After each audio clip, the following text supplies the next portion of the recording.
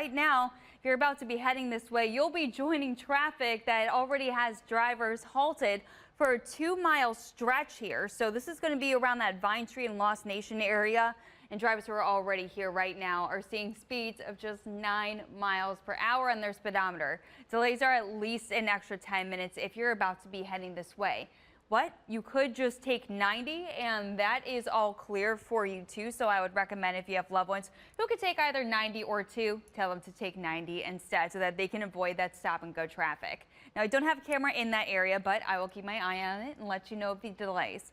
But I want to bring you to these cameras so you can see how our usual traffic trouble spots are doing, like 90 westbound approaching Dead Man's Curve. So far, so good. Then you're going to be just tapping the brakes per usual afterwards, passing Chester Avenue. Delays are just a couple of minutes so far, so we'll keep our eye on that too.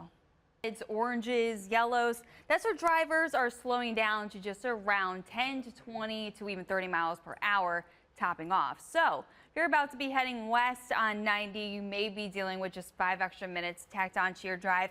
If you're going to be approaching downtown, making your way around Dead Man's Curve, passing Chester Avenue. So once you round the south side of downtown, then you'll be back to full speed, but just for a few minutes, because then if you plan to continue west where 90 passes Fulton Road, you'll deal with some of this bunched up backup that's keeping drivers on the road for about another 5 minutes with speed just around 10 to 20 miles per hour. And you can see as ODOT is conveniently moving the camera for us, so bunch up right before Fulton Road.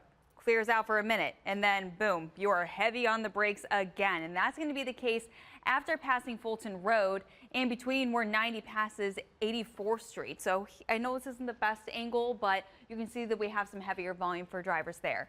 You'll be dealing with at least an extra 5 minutes tacked onto your drive if you plan to be heading west on 90 from just before Fulton to just after west to 84th Street.